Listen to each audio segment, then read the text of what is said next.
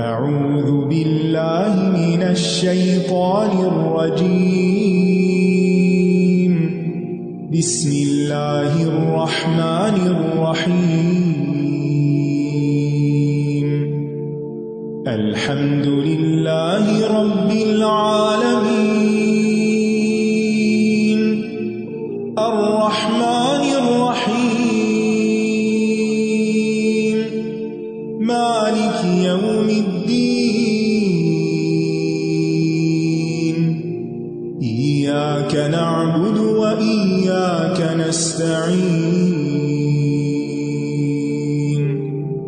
اهدنا الصراط المستقیم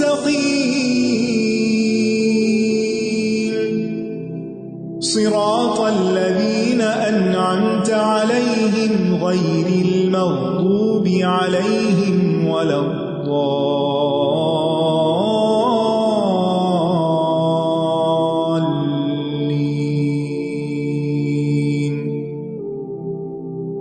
السلام علیکم ورحمۃ اللہ وبرکاتہ۔ نحمده ونصلی علی رسولہ الکریم، اما بعد فاعوذ باللہ من الشیطان الرجیم، بسم اللہ الرحمن الرحیم، رب اشرح لی صدری ویسر لی امری واحلل عقدۃ من لسانی یفقہوا قولی۔ وَإِذْ قُلْتُمْ يَا مُوسَى لَن نُّؤْمِنَ لَكَ حَتَّى نَرَى اللَّهَ جَهْرَةً فَأَخَذَتْكُمُ الصَّاعِقَةُ وَأَنْتُمْ تَنظُرُونَ۔ وَإِذْ قُلْتُمْ يَا مُوسَى لَن نُّؤْمِنَ لَكَ، اور جب تم نے کہا اے موسیٰ ہم جب تک اللہ کو سامنے نہ دیکھ لیں ہرگز تمہاری بات کا یقین نہ کریں گے، تو تمہیں بجلی کی کڑک نے آ پکڑا اور تم دیکھ رہے تھے۔ یہاں بنی اسرائیل کے مزید جرائم کا ذکر ہو رہا ہے۔ اس واقعے کی تفصیل مفسرین نے کچھ یوں بیان کی ہے کہ جب اللہ کے نبی موسیٰ علیہ السلام نے اپنی قوم کو بچڑے کی عبادت کرتے ہوئے پایا تو سامری کو بلایا، اس سے پوچھا اور پھر اس بچڑے کو جلا دیا گیا اور اس کی راکھ سمندر میں بہا دی گئی۔ تو انہوں نے اپنے بھائی کو اس جرم سے بری کر دیا کیونکہ انہوں نے روکنے کی کوشش کی تھی، اور باقی قوم کی توبہ اس طرح ہوئی کہ ان لوگوں نے جنہوں نے بچڑے کی پوجا نہیں کی تھی انہوں نے ان لوگوں کو قتل کر دیا جنہوں نے پوجا کی تھی۔ یہ واقعہ پچھلی آیت میں ہم پڑھ چکے ہیں۔ اس کے بعد اللہ تعالیٰ نے موسیٰ علیہ السلام کو حکم دیا کہ آپ بنی اسرائیل کے 70 منتخب آدمیوں کو لے کر کوہ طور پر جائیں، اور بنی اسرائیل نے جو بچڑے کی پرستش کی ہے اس کے لیے باقاعدہ اللہ تعالیٰ سے معافی مانگی، اللہ تعالیٰ کے سامنے توبہ اور استغفار کریں۔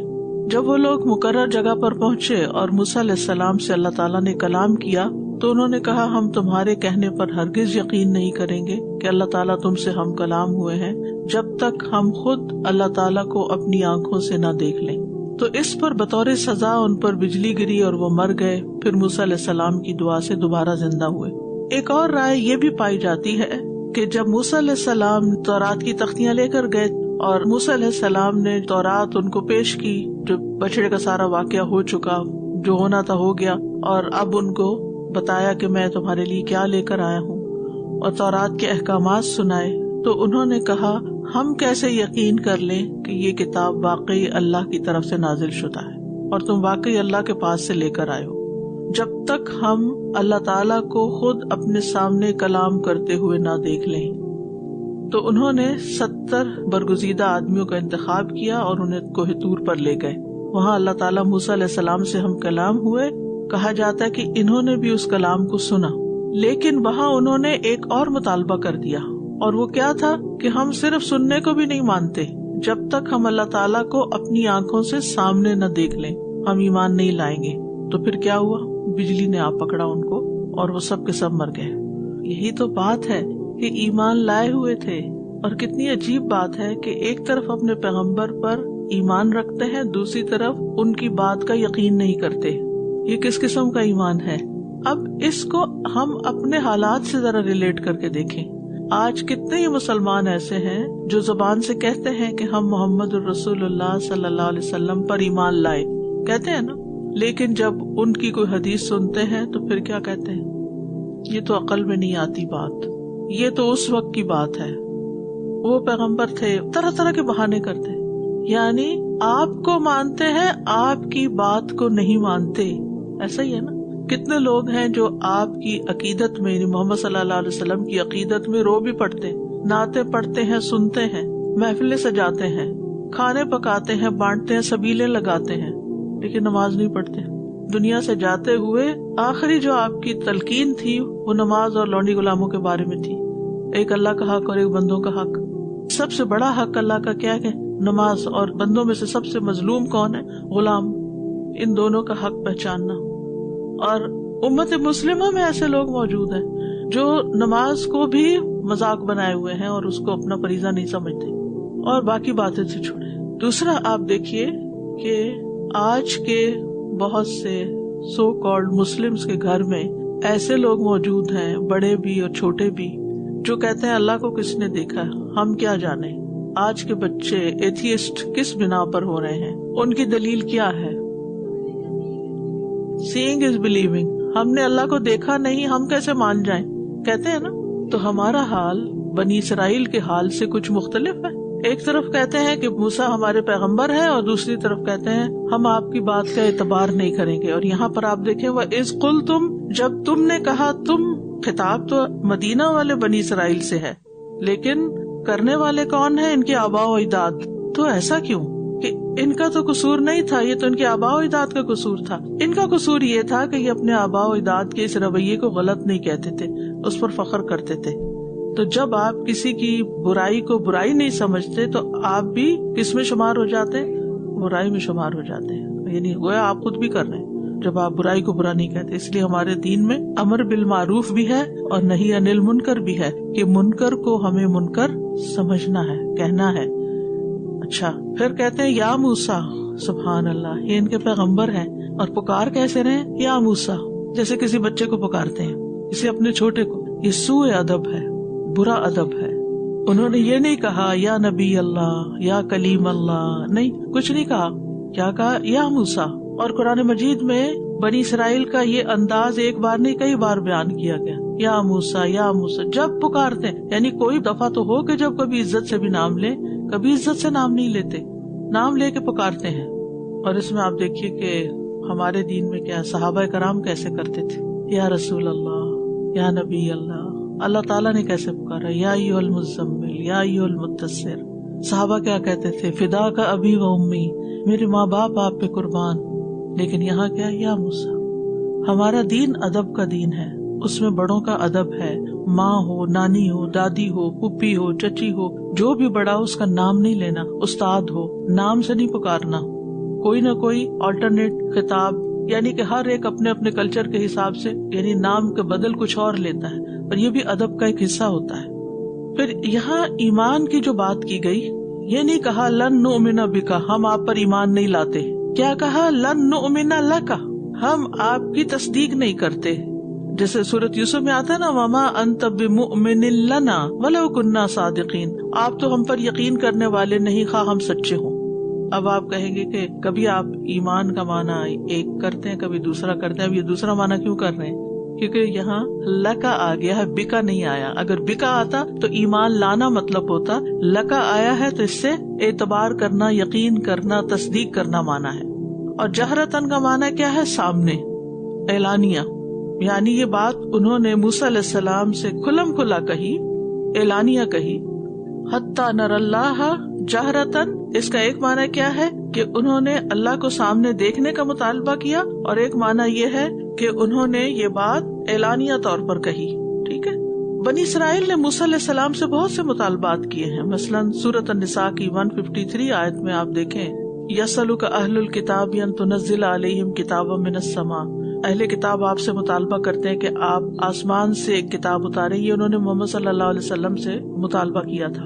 اللہ تعالیٰ فرماتے فقد سألوا موسیٰ اکبر من ذلک، موسیٰ سے تو انہوں نے اس سے بڑا سوال کیا تھا. فقالوا ارنا اللہ جہرۃ، کہ ہمیں اللہ کو سامنے دکھائیں. ٹھیک، تو اس کی تفسیر دوسری آیت سے بھی ہوتی. فأخذتکم الصاعقۃ، اللہ تعالیٰ ناراض ہوئے، نتیجہ کیا ہوا؟ بجلی نے تمہیں پکڑ لیا، صاعقہ نے. صاعقہ پیچھے پڑ چکے، جس کی جمع صواعق تھی. ٹھیک ہے. سائقہ بیسیکلی کہتے ہیں شدید ہلاک کر دینے والی آواز، اور سائقہ سے مراد جلانے والی آگ بھی لی جاتی ہے. بجلی کی کڑک کو بھی سائقہ کہتے ہیں کیونکہ بجلی کی کڑک میں بھی سخت آواز ہوتی ہے. فَأَخَذَتْكُمُ الصَّاعِقَةُ تو تمہیں بجلی کی کڑک نے آ پکڑا، یعنی تم سب بے ہوش ہو کے مر گئے.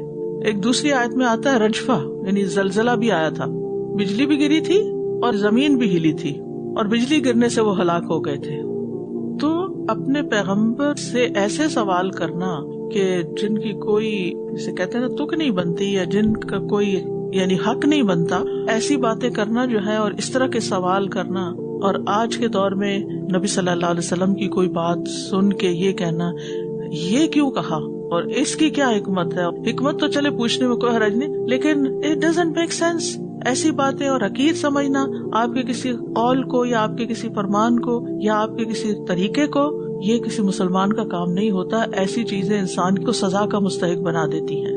اب ہو سکتا ہے آپ سوچ رہے ہو کہ موسیٰ علیہ السلام نے بھی کہا تھا کہ اللہ تعالیٰ میں آپ کو دیکھنا چاہتا ہوں، اور بنی اسرائیل نے بھی کہا. کیا وجہ ہوئی کہ بنی اسرائیل کی پکڑ ہو گئی اور موسیٰ علیہ السلام سے اللہ تعالیٰ ناراض نہیں ہوئے بلکہ ان کو تو نبوت مل گئی؟ اس سے یہ پتہ چلتا ہے کہ بعض اوقات ایک ہی کام ہوتا ہے، ایک فعل ہوتا ہے، اس کے پیچھے جو نیت ہے، جو آپ کا انداز ہے، سٹائل ہے، اس کی وجہ سے اس کی ماہیت میں فرق پڑ جاتا ہے، یعنی اس کے نتیجے میں فرق پڑ جاتا ہے. تو چیزوں کو صرف اس کے ظاہری مماثلت سے نہیں دیکھنا چاہیے، اس کے اندر بھی اتر کے دیکھنا چاہیے کہ بات کیا ہو رہی ہے. تو بنی اسرائیل نے شک کرتے ہوئے کہا تھا لن نؤمن لک حتی نری اللہ جہرۃ، جبکہ موسیٰ علیہ السلام نے کہا تھا ربی ارینی انظر الیک، اے میرے رب مجھے دکھائیے کہ میں آپ کو دیکھ سکوں، یعنی شوق میں کہا تھا تاکہ دیکھ کے انہیں اور زیادہ خوشی اور سکون اور لذت حاصل ہو. تو دونوں مطالبات میں فرق ہے. وَأَنْتُمْ تَنْظُرُونَ، اور تم دیکھ رہے تھے. یہاں واو حالیہ ہے، یعنی حال بیان ہو رہا ہے اس سے، یعنی جب تم گر رہے تھے تو ایک دوسرے کو دیکھ رہے تھے، جب ایک دوسرے کی موت کی حالت کو دیکھ رہے تھے. بعض علماء کہتے ہیں کہ وہ گروپس کی شکل میں گر رہے تھے اور جو زندہ تھے وہ ان کو دیکھ رہے تھے، 10 گرے پھر 10 گرے ایسے، یعنی وہ ان کے سامنے یہ سب منظر ہو رہا تھا. اور 70 لوگ ہوں کسی جگہ، بجلی ان پہ گرے اور کوئی ایک گر رہا ہے اور کوئی ایک دیکھ رہا ہے اور کوئی گرے ہوئے کو دیکھ رہا ہے اور پھر کوئی مرتے مرتے دیکھ رہا ہے، یعنی یہ سب کچھ تمہاری آنکھوں کے سامنے ہوا. تو یہ ان کے اوپر آنے والی دنیا کی شدید سزا تھی جو ان کے غلط مطالبے کی وجہ سے ان پر نازل ہوئی. یعنی ان کا جرم انتہائی گھناؤنا تھا کیونکہ انہوں نے اپنے رب سے اور اپنے پیغمبر سے بے ادبی کا معاملہ کیا تھا، یہ اس کی سزا تھی. کہتے ہیں نا بے ادب بے نصیب اور با ادب با نصیب، با ادب با نصیب، بے ادب بے نصیب. اور یہ ایسی ہی بات نہیں ہے کسی کی کہی ہوئی، اس میں بڑی حقیقت ہے. ادب جو ہے نا ایک شعار ہے ہمارے دین کا، اور ہم سے مطلوب ہے کہ ہم مینر فل ہوں. یعنی کچھ لوگ بڑی بڑی ڈگریاں رکھتے ہیں، بہت کچھ پڑھ جاتے ہیں، بڑی بڑی جابس کرتے ہیں، لیکن زندگی گزارنے کے جو بیسک مینرز ایک ان پڑھ بندے کے پاس بھی ہوتے ہیں نا، وہ ان کو نہیں آتے. کسی کے سامنے چیز کیسے رکھنی ہے، کیسے اٹھانی ہے، کیسے بولنا ہے، کیسے چلنا ہے، کیسے بہیو کرنا ہے، یہ چھوٹی چھوٹی چیزیں ہوتی ہیں. تو ادب جو ہے یہ دین کا حصہ ہے. با ادب ہونا با اجر ہونا ہے اور بے ادب ہونا بے اجر ہونا ہے، یعنی اجر پر بھی فرق پڑ جاتا ہے. تو اس آیت سے جو بات ہمیں پتہ چلتی ہے وہ یہ کہ بنی اسرائیل جو تھے یا یہود جو تھے وہ اپنے نبی کے ساتھ ادب کا معاملہ نہیں کرتے تھے اور ان کو کچھ سمجھتے نہیں تھے. جبکہ اس کے برعکس جب یہ آیت اتری سورۃ النور کی لا تجعلوا دعاء الرسول بینکم کدعاء بعضکم بعضا، تم رسول کے بلانے کو تمہارا آپس میں ایک دوسرے کو بلانے جیسا نہ بنا لو، یعنی جیسے آپس میں ایک دوسرے کو آوازیں دیتے ہو اپنے پیغمبر کو ایسے آوازیں نہیں دینا. تو اس کے بعد صحابہ بہت زیادہ محتاط ہو گئے تھے، یا رسول اللہ، یا نبی اللہ، یا خلیل اللہ کہہ کے پکارا کرتے تھے. اور پھر سورۃ الحجرات میں آیت نازل ہوئی کہ آپ کی آواز سے اپنی آواز بھی بلند نہیں کرنی، یعنی آپ کی مجلس میں چیخ چلا کے نہیں بولنا. تو وہ آپس میں آپ کی مجلس میں ایسے بات کرتے تھے جیسے سرگوشی ہوتی ہے. یعنی یہ بھی ادب کا ایک حصہ ہے کہ جب کسی مجلس میں بڑے موجود ہوں، استاد ہوں یا ماں باپ ہوں، اس مجلس میں بیٹھے ہوئے بہت زیادہ اونچی آواز میں بولنا اور کہہ کے لگانا اور ہنسی مذاق اس طرح کرنا، یہ بھی ادب اور مینرز کے خلاف ہے. ٹھیک ہے، یہ بھی نہیں کہا گیا کہ گھٹ کے دب کے اور مر کے بیٹھے رہو، لیکن یہ بھی نہیں کہ ان سے بڑھ بڑھ کے باتیں کرو اور ان کو بولنے کا موقع ہی نہ دو اور اپنے ہی سنائے چلے جاؤ، یہ بھی درست نہیں ہے. پھر اسی طرح ہمیں اس واقعے سے سبق سیکھنا چاہیے اور اپنے انداز کے اندر تبدیلی لانی چاہیے. اور پھر اس سے یہ بھی پتہ چلتا ہے کہ بنی اسرائیل عقل سمجھ سے کام نہیں لیتے تھے، کیونکہ ایک طرف وہ ان کو پیغمبر مانتے، ایمان لائے ہوئے تھے موسیٰ علیہ السلام پر، اور دوسری طرف ان کی بات کا اعتبار نہیں کرتے تھے. تو آپ اپنے پیغمبر پر ہی ٹرسٹ نہیں کر رہے تو پھر آپ کیا کرنے آتے ہیں؟ اسی طرح بعض لوگ اپنے استاد پر ٹرسٹ نہیں کرتے لیکن پڑھتے بھی رہتے ہیں، اور ایسے انداز سے دیکھتے ہیں کہ جیسے شاید سبھی کچھ ان کے ساتھ دھوکہ فراڈ کر رہا ہے. تو اگر کسی سے بھی کچھ حاصل کرنا ہو نا، کچھ سیکھنا ہو، تو اس کے لیے اعتماد بہت ضروری ہے. ویسے بھی عام ریلیشن شپس میں بھی اعتماد بہت ضروری ہے، یعنی آپس کا، یعنی کسی جگہ پر آپ اکٹھے کام کرتے ہوں، جو آپ سے بڑا ہو اس کا ادب، لحاظ، احترام اور باقی چیزیں بھی بہترین طریقے سے. اس سے زندگی میں ایک خوبصورتی آتی، اس سے پھر غلط فہمیاں نہیں پیدا ہوتی، اس سے دل نہیں ٹوٹتے. یعنی جب آپ کسی سے ادب سے بات کریں گے، چاہے اختلاف ہی کر رہے ہوں، تو اس سے دوسرے کا دل نہیں ٹوٹے گا، وہ بھی آپ کی بات سمجھنے کی کوشش کرے گا. لیکن اگر آپ ایک صحیح بات بھی بدتمیزی کے ساتھ کر رہے ہو تو دوسرا اس کو نہیں مانے گا، وہ انا کا شکار ہو جائے گا، کیونکہ آپ نے اس کے ضمیر کو جگانے کی بجائے اس کی انا کو جگا دیا.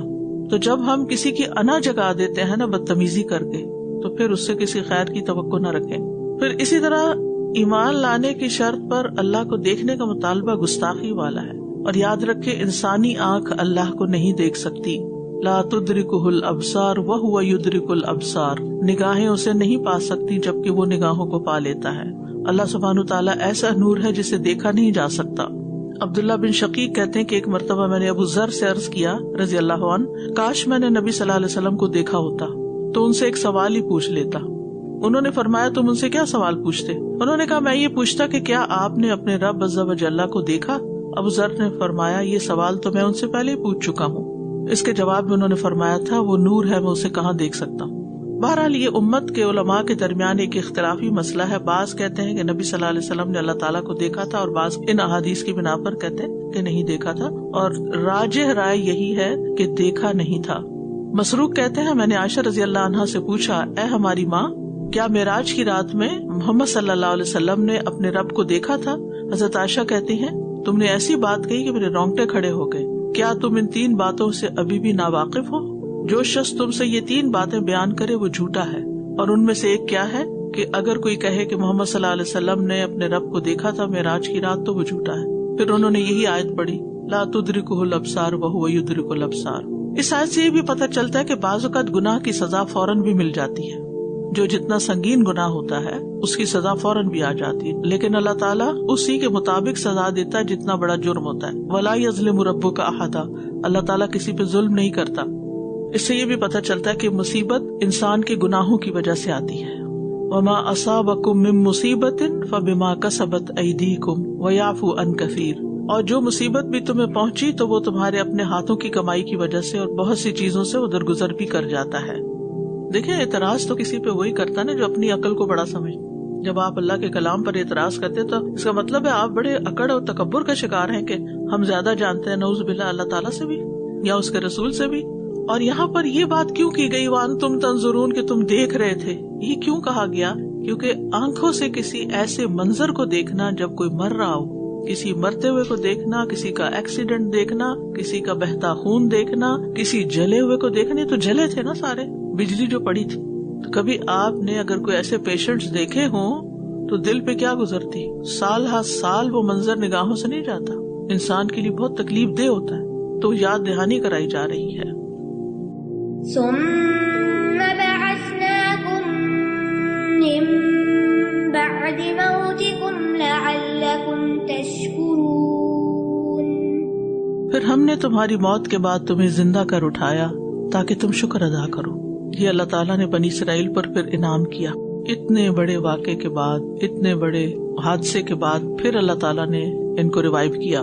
جب یہ سارے کے سارے ہلاک ہو گئے، یہ 70 لوگ جو ان کے ایک طرح سے چنے ہوئے لوگ تھے، آپ یوں سمجھیں ان کی کریم تھی، تو اس پر موسیٰ علیہ السلام پریشان ہوئے اور اللہ تعالیٰ سے التجا کی کہ اللہ ان چنے ہوئے 70 لوگوں کو تو آپ نے موت دے دی ہے، تو میں ان کے جو شریر لوگوں کو پیچھے چھوڑ آیا ہوں ان کو کیا جواب دوں گا؟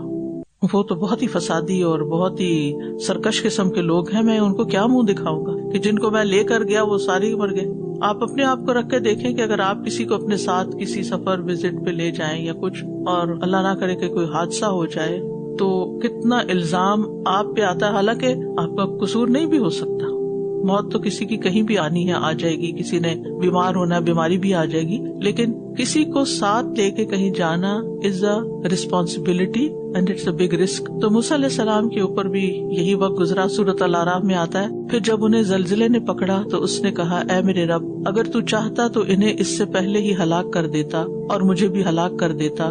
کیا تو ہمیں اس کی وجہ سے ہلاک کرتا ہے جو ہم میں سے بے وقوفوں نے کیا ہے؟ یہ تو تیری ایک آزمائش ہی ہے جس کے ساتھ تو جسے چاہتا ہے گمراہ کرتا ہے، جسے چاہتا ہے ہدایت دیتا ہے. انت ولینا، تو ہی ہمارا دوست ہے. فاغفر لنا، تو ہمیں بخش دے. وارحمنا، ہم پہ رحم فرما. وانت خیر الغافرین، اور تو بخشنے والوں میں سب سے بہتر ہے. ان الفاظ کے ساتھ موسیٰ علیہ السلام نے اس مقام پہ دعا کی تھی، کتنے پیار سے اور کتنی محبت سے اور کتنی عاجزی سے کہ یا اللہ تو بخش دے اب ہمیں. تو اللہ تعالیٰ نے موسیٰ علیہ السلام کی دعا قبول کر لی اور انہیں از سر نو زندہ کر دیا. ثم بعثناکم من بعد موتکم، بعثناکم یعنی احییناکم، من بعد موتکم، اور موت یہاں مراد حقیقی موت ہے، اگرچہ اس میں بھی بعض مفسرین کے درمیان اختلاف ہے. اور وہ کہتے ہیں کہ حقیقی موت جو ہوتی ہے وہ ہوتی ہے جس میں روح بدن سے جدا ہو جاتی ہے، تو یہ وہی موت تھی. اور بعض کہتے ہیں کہ بے ہوشی کو یہاں موت کہا گیا، لیکن حقیقت یہ ہے کہ یہ اصل موت تھی، کیونکہ بجلی کسی پہ گرے تو وہ خالی بے ہوش تھوڑی ہوتا ہے، کیا ہوتا ہے؟ مر جاتا ہے، جل جاتا ہے. تو اس لیے یہاں موت سے بے ہوشی مراد لینا درست نہیں ہے، کیونکہ واضح طور پر لفظ موت بھی آیا ہے اور جو حالات بتا رہے ہیں وہ بھی اسی نتیجے پہ پہنچتے ہیں. ان کو دوبارہ کیوں زندہ کیا گیا؟ قتادہ کہتے ہیں اللہ نے ان کو زندہ کر دیا تاکہ وہ اپنی باقی مدت عمر پوری کر لیں، اپنا رزق پورا کریں. اور اگر ان کی موت کا یہ وقت لکھا ہوا ہوتا مرنے کا ہی تو ان کو کبھی دوبارہ نہ زندہ کیا جاتا. آپ دیکھیے کہ غور و فکر کرنے سے پتہ چلتا ہے کہ اس سورت کے اندر یعنی سورۃ البقرہ کے اندر جہاں موت کا ذکر ہوا ہے وہ تقریباً 5 مواقع ہیں. ان میں سے ایک تو گائے کے ذبح کرنے کا واقعہ آئے گا آگے کہ اس کے جسم کے ساتھ ایک مردے کو جب مارا گیا تو وہ زندہ ہو گیا. ایک صورت تو یہی ہے جو ابھی گزری کہ دوبارہ وہ اٹھ گئے. اور تیسرا وہ واقعہ ہے کہ ایک قوم کے لوگ جو تھے وہ ہزاروں کی تعداد میں اپنے گھروں سے نکلے، پر اللہ نے ان کو کہا مر جاؤ تو مر گئے. ثم احیاہم، پھر اللہ نے ان کو زندہ کیا. اور پھر عزیر علیہ السلام کا واقعہ ہے جو ایک مرے ہوئے گدھے کو دیکھ کر کہ اللہ اس کو کیسے زندہ کرے گا، تو پھر اللہ تعالیٰ نے ان کے سامنے اس کو زندہ کیا. اور 5واں واقعہ ابراہیم علیہ السلام کو پرندوں کو ذبح کرنا اور پھر اس کے بعد ان کو آواز دینا اور وہ اٹھ گئے. اس سے پتہ چلتا ہے کہ زندگی اور موت جو ہے وہ اللہ کے ہاتھ میں ہے، جس کو چاہے مار دے اور جس کو چاہے مرے ہوئے کو بھی زندہ کر دے. عیسیٰ علیہ السلام کو اللہ تعالیٰ نے یہ معجزہ دیا تھا کہ وہ مرے ہوئے کو اٹھا بٹھاتے تھے. لعلکم تشکرون، تاکہ تم شکر گزار بنو. یعنی مرنے کے بعد نئی زندگی ملنا، دوبارہ زندگی ملنا، زندگی انسان کے لیے ایک بہت بڑی نعمت ہے جو ایک دفعہ چلی جائے تو واپس نہیں آتی. تو یہاں ان کو وہ واپس مل گئی تو کتنی بڑی نعمت ہوگی. اس لیے ان کو شکر ادا کرنا چاہیے کہ ان کو زندگی دوبارہ ملی ہے. ہم سب بھی رات کو سوتے ہیں تو ایک طرح سے موت کے مرحلے سے گزرتے ہیں، اور صبح اٹھ کر ہمیں سب سے پہلے کیا کرنا چاہیے؟ اللہ کا شکر ادا کرنا چاہیے جس نے زندگی عطا. الحمدللہ الذی احیانا، اور دوسری دعا الحمدللہ الذی رد علی روحی. یہ دعائیں آپ کو آنی چاہیے، نہیں آتی تو یاد کر لیجیے کیونکہ یہ شکر ادا کرنا واجب ہے. اور یہ صرف زبان سے ادا نہ کیا کرے، دل سے اس وقت خوش ہو کر یہ بولا کریں اور زبان سے بھی بولا کریں. اور پھر یہ کہ فوراً نماز کی طرف جائیں، کیونکہ شکر جو ہے صرف دل میں اور زبان سے نہیں بلکہ عمل کے ساتھ بھی ہوتا ہے. اور اس میں پھر یہ کہ اللہ کی اطاعت اور ذکر اور نماز سے دن کا آغاز ہونا چاہیے. تو اس آیت سے ہی پتہ چلتا ہے کہ اللہ تعالیٰ بنی اسرائیل کو وہ نعمت یاد کرانے ہیں جن کا پیچھے ذکر ہوا کہ یا بنی اسرائیل اذکروا نعمتی التی انعمت علیکم. اور پھر یہ بات پتہ چلتی ہے کہ اللہ تعالیٰ مردہ کو زندہ کرنے پر قادر ہے. ٹھیک ہے، اور توبہ کی توفیق ملنا اللہ کی نعمت ہے، اور نعمت ملے تو شکر ادا کرنا لازم ہے.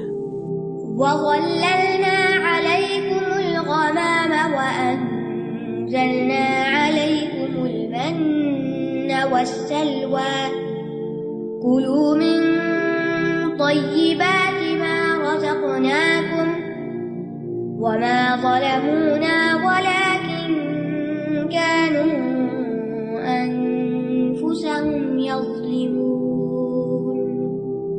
اور ہم نے تم پر بادلوں کا سایہ کیا اور تم پر من و سلوہ اتارا، کھاؤ ان پاکیزہ چیزوں میں سے جو ہم نے تمہیں عطا کی ہیں، اور انہوں نے ہم پر ظلم نہیں کیا بلکہ وہ اپنی ہی جانوں پر ظلم کر رہے تھے۔ یہاں بنی اسرائیل پر انعامات کی مزید تفصیل بتائی جا رہی ہے، یعنی یہ ذکر کرنے کے بعد کہ ان سے اس عذاب کو دور کر دیا گیا، اب اللہ تعالیٰ نعمتوں کا ذکر فرما رہے ہیں۔ اور وہ کیا کہ فرعون سے نجات پانے کے بعد بنی اسرائیل جب صحرائے سینا میں بغیر گھر کے، یعنی ہوم لیس تھے، نہ کوئی گھر تھا نہ کھانا تھا، تو اللہ سبحانہ وتعالیٰ نے ان کو دھوپ کی مصیبت سے بچانے کے لیے بادلوں کا سایہ کیا، جہاں جہاں وہ جاتے تھے وہ بادل ساتھ ساتھ جاتے تھے، کھانے کے لیے من و سلوا عطا کیا، اور پانی کا ذکر آگے کی آیات میں آ جائے گا۔ یہ واقعہ تفصیل سے انشاءاللہ سورۃ المائدہ میں آئے گا کہ کس طرح موسیٰ علیہ السلام جب بنی اسرائیل کو لے کر وادی سینا میں پہنچے تو اس وقت ان کی تعداد لاکھوں میں تھی، لاکھوں کی تعداد تھی۔ موسیٰ علیہ السلام نے انہیں حکم دیا کہ وہ اپنا وطن واپس لینے کے لیے ملک شام یعنی فلسطین پر جا کر حملہ آور ہوں۔ جو لوگ پیچھے سے قابض ہو گئے تھے جب یوسف علیہ السلام کے زمانے میں حضرت یعقوب علیہ السلام ساری بنی اسرائیل کو لے کر مصر چلے گئے تھے، تو اب یہ مصر سے واپس آ رہے ہیں تو ان کو اپنے گھر جانا چاہیے تھا، اب صحرا میں تو نہیں رہنا تھا، صحرا تو پار کرنا تھا، اور پھر کتاب بھی مل چکی تھی۔ تو اب موسیٰ علیہ السلام نے کہا کہ اب تم اس پوزیشن میں ہو کہ اپنا وطن واپس لو اور وہاں پر چلو۔ وہاں پر عمالقہ ایک قوم تھی، وہ آباد تھی، ان کا تسلط تھا، اور اس کی تفصیل بھی سورۃ المائدہ میں آتی ہے جب کہا کہ اے میری قوم اس مقدس زمین میں داخل ہو جاؤ۔ اور مقدس زمین کون سی تھی؟ یروشلم کی، جو اللہ نے تمہارے لیے لکھ دی، تم اپنی پشتوں پہ پھر نہ جانا ورنہ تم خسارہ پانے والے ہو کر پلٹو گے۔ تو وہ کہنے لگے یا موسیٰ ان فیہا قوما جبارین، موسیٰ وہاں بڑے جابر لوگ رہتے ہیں، جب تک وہ وہاں سے نکلیں گے نہیں ہم نہیں جائیں گے وہاں پر، پھر اگر وہ نکل جائیں تو پھر ہم داخل ہو جائیں گے۔ تو ان کا جواب یہ بزدلی پر مشتمل تھا، کیونکہ اتنا عرصہ غلامی میں رہتے، کہتے نا غلامی میں بک جاتا ہے قوموں کا ضمیر، علامہ اقبال کا کچھ شعر ہے۔ بہرحال پھر کہا اذهب انت وربک فقاتلا انا ہاہنا قاعدون، آپ جاؤ، آپ کا رب جاؤ، وہ دونوں جا کے لڑو ان دشمنوں سے، ہم یہاں بیٹھے۔ کس قدر بدتمیزی اور بد اخلاقی، یعنی پیغمبر کے ساتھ اور اللہ سبحانہ وتعالیٰ کے بارے میں۔ اور اس میں آپ ایک بات غور کیجئے گا کہ کبھی بھی یہ ربی ربنا نہیں کہتے، کہتے ہیں رب کا، جیسے ہمارا تو کوئی تعلق نہیں، تیرا ہی رب۔ تو اس پر اللہ سبحانہ وتعالیٰ ان سے ناراض ہوئے اور فرمایا کہ اب یہ زمین ان پہ 40 سال تک حرام کر دی گئی ہے اور زمین میں بھٹکتے پھریں گے۔ اب انہیں 40 سال اس صحرا میں رہنا پڑا، حتیٰ کہ ان کے سب بڑے ختم ہوئے اور ایک نئی جنریشن پیدا ہو کر جوان ہو کر لڑنے کے قابل ہوئی، جب تک پھر موسیٰ علیہ السلام کی بھی ڈیتھ ہو گئی، اور پھر یوشع بن نون جو موسیٰ علیہ السلام کے وہ شاگرد ہیں جن کا ذکر سورۃ الکہف میں آتا ہے کہ وہ ان کو ساتھ لے کر خضر علیہ السلام سے ملنے کے لیے گئے تھے، ان کی سرکردگی میں پھر یہ اپنے وطن واپس داخل ہوتے ہیں۔ اور اس دوران حضرت ہارون بھی فوت ہو گئے تھے، حضرت موسیٰ بھی فوت ہو گئے تھے، اور ان جیسی جو بھی نسل تھی وہ بھی، اور نئی قیادت یا نئی جنریشن، نیا خون آ گیا تھا۔ فرمایا وَظَلَّلْنَا عَلَيْكُمُ الْغَمَامَ، غمام سفید بادل کو کہتے ہیں، اور ویسے بھی بادل کے لیے عام بادل جیسے ہم بادل کہتے ہیں یا کلاؤڈ کہتے ہیں، پھر آگے ان کی کئی قسمیں ہوتی ہیں، تو کلاؤڈ کے لیے غمام کا لفظ استعمال ہوتا ہے۔ اور یہ بھی کہتے ہیں کہ ٹھنڈے بادلوں کو کہا جاتا ہے کہ جن کی وجہ سے فضا ٹھنڈی ہو جاتی ہے۔ بظاہر ایسا ہی معلوم ہوتا ہے کہ صحرا میں ان کو ٹھنڈا سایہ چاہیے تھا تو اللہ تعالیٰ نے ان پہ بادل بھیجے۔ وَأَنزَلْنَا عَلَيْكُمُ الْمَنَّ وَالسَّلْوَىٰ، اور ہم نے تم پر من و سلوہ اتارا۔ من عربی زبان میں احسان کے لیے بھی آتا ہے لفظ من، ہر قسم کے اس رزق کے لیے ایک جامع نام ہے جو بغیر کسی جدوجہد کے حاصل ہوتا ہو۔ اسی لیے آپ دیکھیں کہ اگر کسی کو مفت میں کوئی چیز مل رہی ہے تو کہتے ہیں من و سلوہ ہے، یعنی تمہاری کسی محنت کے بغیر تمہیں یہ چیز مل رہی ہے۔ اور ایک قول یہ ہے کہ من شہد جیسی کوئی چیز تھی، وہ طلوع فجر سے طلوع شمس تک اترتی تھی ان کے درختوں پر، اور اس میں سے یہ کھا لیتے تھے۔ بعض نے اس سے مراد مشروب لیا ہے، یعنی سلوہ کھانا ہے اور من جو ہے وہ پینے کی چیز تھی، کہتے ہیں کہ وہ شہد کی طرح کی تھی، وہ پانی میں مکس کر کے پی لیتے تھے، سافٹ ڈرنک، یعنی کھانے کے ساتھ میٹھا ڈرنک بھی مل جاتا تھا، سویٹ کا کام بھی ہو گیا اور پینے کا بھی ہو گیا۔ وہب بن منبع کہتے ہیں کہ یہ باریک میدے کی روٹیاں تھیں، جیسے مکئی ہوتی ہے یا چھنا ہوا آٹا ہوتا ہے، اللہ عالم۔ ایک حدیث میں ہے کہ کھمبی یعنی مشروم جو ہے یہ من کی قسم میں سے ہے جو موسیٰ علیہ السلام پر نازل ہوئی۔ تو بہرحال جو بھی ان پر نازل ہوا اس میں ان کی اپنی کوئی محنت نہیں تھی، کوئی ان کو اس پر پیسہ نہیں لگانا پڑ رہا تھا، کسی قسم کی کوئی مشقت نہیں تھی۔ اور یہ بھی کہتے ہیں کہ وہ من جو تھا اگر اس کو پانی میں ملاتے تو وہ میٹھا ہو جاتا، کسی کھانے کی چیز کے ساتھ ملاتے تو وہ ایک نیا کھانا بن جاتا تھا۔ لیکن اس آیت میں کوئی ایک اکیلی چیز مراد نہیں ہے من سے، مطلب یہ کہ بنی اسرائیل کو وہ کھانا بلا مشقت بر وقت مل جاتا تھا، جہاں تک مشرم کی بات ہے تو مشرم کی فضیلت حدیث میں بھی آئی ہے. رسول اللہ صلی اللہ علیہ وسلم نے فرمایا کھمبی یا مشرم اس من میں سے ہے جسے اللہ تعالیٰ نے بنی اسرائیل کے لیے نازل کیا اور اس کا پانی آنکھوں کے لیے شفا ہے. اور سلوا نرم و نازک پرندہ تھا, اس کو بٹیر کا نام دیا جاتا ہے, اس سے ملتا جلتا کوئی پرندہ تھا اور اس کا گوشت بہت لذیذ ہوتا ہے. بہرحال ان کی نافرمانیاں بہت تھیں, سرکشی بھی تھی, بزدلی بھی تھی, بد اخلاقی بھی تھی, کوئی بات نہیں مانتے تھے. اس کے باوجود اللہ تعالیٰ نے ان کو وسیع رزق دے رکھا تھا. اس سے کیا بات پتہ چلتی ہے کہ نافرمانیوں کے باوجود بھی رزق مل جایا کرتا ہے. اگر کوئی شخص نہ نماز پڑھتا ہے نہ کوئی اور اللہ کی اطاعت کا کام کرتا ہے اور اللہ نے اس کو بہت رزق دیا ہوا, وہ یہ نہ سمجھے کہ اللہ تعالیٰ مجھ سے راضی ہے اس لیے مجھے یہ سب کچھ ملا ہوا ہے. اب یہ آپ دیکھیے بنی اسرائیل کے حالات, اور اس کے باوجود ان کو مفت میں یہ سب کچھ مل رہا ہے. کلوا من طیبات ما رزقناکم, کھاؤ ان پاکیزہ چیزوں میں سے جو ہم نے تمہیں بطور رزق دی ہیں. یہاں من جو ہے بعض کے معنوں میں نہیں ہے, من طیبات یعنی بعض پاکیزہ, یہ جو پاکیزہ چیزیں ہم نے تمہیں دی ہیں وہ سب کھا سکتے ہو من و سلوہ کی قسم میں. وما ظلمونا, اور انہوں نے ہم پر ظلم نہیں کیا, یعنی شکر ادا نہ کر کے اور نافرمانی کر کے, ولکن کانوا انفسہم یظلمون, لیکن وہ اپنی جانوں پہ ظلم کرتے تھے. ظلم کیا ہوتا ہے؟ کسی کے حق میں کمی کرنا, یعنی انہوں نے بات نہ مان کر ہماری کسی چیز میں کوئی کمی نہیں کی, یعنی اللہ کے ملک میں, حکومت میں, بادشاہت میں, بڑائی بزرگی کمال میں, صفات میں کوئی کمی نہیں ہوئی ان کی نافرمانیوں کی وجہ سے, اور کسی کی نافرمانی سے بھی نہیں ہوتی.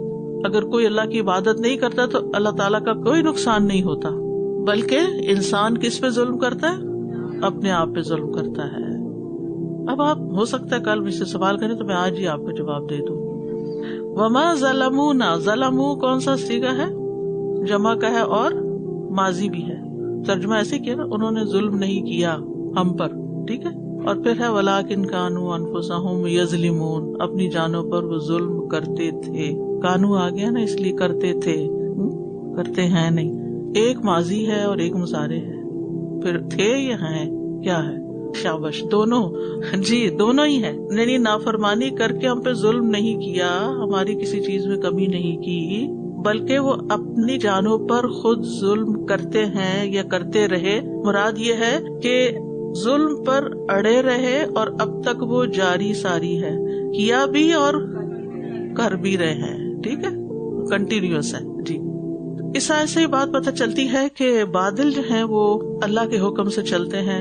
اللہ چاہے تو صحرا میں بادل لے جائے, اللہ چاہے تو جہاں ہمیشہ بارشیں ہوتی ہیں وہاں سے بادل نکال لے جائے. تو بادل اللہ کے حکم سے چلتے ہیں. 2004 میں جب میں دورہ قرآن کے لیے آئی تھی یہاں کینیڈا, تو مجھے یاد ہے 13 اکتوبر کو میں آئی تھی, تو یہ اکتوبر کا مہینہ تھا. آلموسٹ ایوری ڈے شاورز ہوتے تھے, ایوری ڈے. تو کیونکہ میں یہاں زیادہ رہی نہیں تھی تو میری انڈرسٹینڈنگ تھی شاید کینیڈا میں روز بارش ہوتی ہے, لیکن اس دفعہ آپ دیکھیں کہ اکتوبر کتنا ڈرائی ایک طرح سے جا رہا ہے نا اس کے مقابلے میں. تو یہ اللہ کے اذن سے ہوتا ہے, اللہ چاہے تو روز بارش برسا دے, اللہ چاہے تو پورا مہینہ گزر جائے اور بھر کے بارش نہ ہو. اسی طرح یہ ہے کہ اللہ نے جس ایک اور نعمت کا ذکر کیا ہے وہ سایہ ہے. یہاں نا سایہ اللہ کی نعمتوں میں سے ایک نعمت ہے, چاہے درختوں کا سایہ ہو, چاہے بادلوں کا سایہ ہو, اور خاص طور پر تپتی دھوپ میں اور گرمیوں کے موسم میں. اللہ سبحانہ وتعالیٰ اس کا ذکر سورۃ النحل میں بھی کرتے ہیں. اللہ نے اس میں سے جو پیدا کیا تمہارے لیے سائے بنائے. کبھی سائے کی نعمت پر ہم نے شکر ادا کیا؟ اگر نہ کیا ہو تو کیا کیجیے. گاڑی کی پارکنگ اگر سائے میں مل جائے تو شکر ادا کر کے پارک کیا کریں, ٹھیک. اہل جنت کی نعمتوں میں بھی اللہ تعالیٰ سائے کا ذکر کرتے ہیں. وَأَصْحَابُ الْيَمِينِ مَا أَصْحَابُ الْيَمِينِ فِي سِدْرٍ مَّخْضُودٍ وَطَلْحٍ مَّمْدُودٍ وَظِلٍّ مَّمْدُودٍ. وہ ایک درخت ہوگا نا جنت میں جس کا سایہ 100 سال بھی چلے تو ختم نہیں ہوگا, اتنا بڑا درخت, کیا خوبصورتی ہوگی, سبحان اللہ. اور پھر یہاں آپ دیکھیں کہ ظللنا انزلنا ظلمونا نا آیا ہے, یہ سب رائلٹی کے لیے ہم نے حالانکہ کرنے والا کون ہے؟ اللہ نے اپنے لیے ہم کا لفظ استعمال کیا, تو یہ بھی رائلٹی کا ہے. اور پھر آپ دیکھیے کہ سلوا کا ذکر ہے تو پرندوں کے گوشت کی بات ہے. پرندوں کا گوشت گائے کے گوشت اور اونٹ کے گوشت سے بہتر ہوتا ہے. اہل جنت کے لیے بھی خاص طور پر پرندوں کے گوشت کی بات کی گئی, بیف کی بات نہیں کی گئی وہاں. وَلَحْمِ طَيْرٍ مِّمَّا يَشْتَهُونَ, پرندوں کا گوشت جس کی وہ خواہش رکھتے ہوں گے. ایک بڑی خوبصورت حدیث ہے, بہت مزہ آتا ہے اس کو پڑھ کے مجھے ہمیشہ, کہ جنت والوں میں سے ایک شخص جنت کے پرندوں میں سے ایک پرندے کے کھانے کی خواہش کرے گا تو پرندہ اس کے ہاتھ میں پکا ہوا اور ٹکڑے کیے ہوئے آ جائے گا اور وہ کھا لے گا اس کو. اس آیت سے یہ بھی پتہ چلتا ہے کہ رزق میں سے پاکیزہ چیزیں کھانی چاہیے اور وہی حلال ہوتی ہیں. یسألونک ماذا احل لہم قل احل لکم الطیبات. لوگ آپ سے پوچھتے ہیں ان کے لیے کیا کچھ حلال ہے, آپ ان سے کہیے تمام پاکیزہ چیزیں تمہارے لیے حلال ہیں. تو حلال اور طیب کھانا چاہیے. رسولوں اور اہل ایمان کو یہی حکم دیا گیا. اور خبیث چیزیں ہمارے لیے حرام ہیں.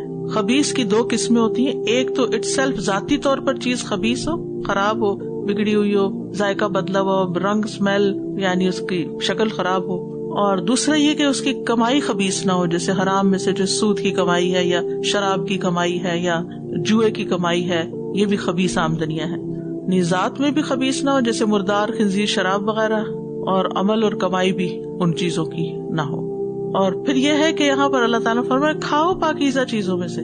تو اللہ کی دی ہوئی نعمتوں سے خود کو محروم نہیں کرنا چاہیے کہ ہم کہیں نہیں ہم تو بڑے پرہیزگار ہیں اس لیے کچھ کھائیں گے نہیں. جو آپ کے لیے اللہ نے پیدا کیا ہے وہ استعمال کے لیے پیدا کیا, خراب ہونے کے لیے نہیں. مثلاً اگر آپ نہیں کھائیں گے, مثلا اگر آپ کے گارڈن میں بہت سا فروٹ ہوتا ہے اور آپ کھاتے نہیں صرف تقوی کی خاطر, تو وہ گر گر کے کیا ہوگا, اس کا حال ضائع ہو جائے گا. کھاؤ اور دوسروں کو بھی کھلاؤ, خود بھی کھاؤ دوسروں کو بھی بانٹو. اور طیب اور مباح چیزوں کو خود پہ حرام نہیں کرنا چاہیے, لیکن ساتھ ہی یاد رکھے کلو واشربو ولا تسرفو, اسراف بھی نہیں کرنا چاہیے, زیادہ بھی نہیں. ہاں کبھی کبھی اپنے آپ کو سزا دینے کے لیے یا اپنے آپ کو صبر سکھانے کے لیے کوئی پسندیدہ چیز نہیں بھی کھانی چاہیے. ٹھیک ہے, یعنی کوئی چیز آپ کو بہت پسند ہے لیکن آپ کوئی ایک پسندیدہ نیکی نہیں کر رہے تو آپ کو ایک گلٹ ہے, تو پھر کہیں گے ٹھیک ہے نفس, اگر تم نہیں اٹھتے تہجد کے لیے تو پھر یہ بھی مت کھاؤ. جیسے بچوں کو سکھاتے ہیں نا, ایسے اپنے آپ کو بھی کبھی سکھانا چاہیے, لیکن اس میں مقصد یہ نہیں ہونا چاہیے کہ میں ہمیشہ کے لیے نہیں کھاؤں گی یا حرام کر لیا اس کو. جیسے حضرت عمر رضی اللہ عنہ نے قحط کے زمانے میں اپنے اوپر کھانا ایک طرح سے حرام کر لیے تھے سوائے تیل اور روٹی کے. روٹی تیل میں ڈبو کے بس کھا لیتے تھے کہ جب تک سب کو سب چیزیں نہیں ملیں گی میں نہیں کھاؤں گا.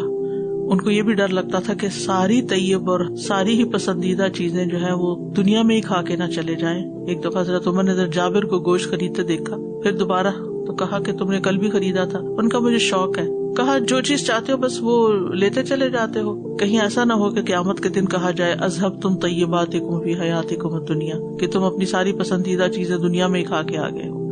تو اپنے آپ کو صبر سکھانے کے لیے, کبھی ان لوگوں کے ساتھ ان کا احساس کرنے کے لیے کہ ان کے پاس یہ نعمتیں نہیں ہیں, یعنی انسان اپنے آپ کو وہ پین فیل کروائے کبھی, تو وہ ایک تربیت کے لیے اس کی اجازت ہے. ورنہ کیا ہے کہ فَكُلُوا مِنْهَا حَيْثُ شِئْتُمْ رَغَدًا. اور پھر اہم بات یہ کہ گناہ ہو, ظلم ہو, نافرمانی ہو, اس کا وبال کس پہ پڑتا ہے؟ اپنے آپ پہ پڑتا ہے. اور ظلم جو ہے دنیا اور آخرت میں بدبختی کا سبب ہے.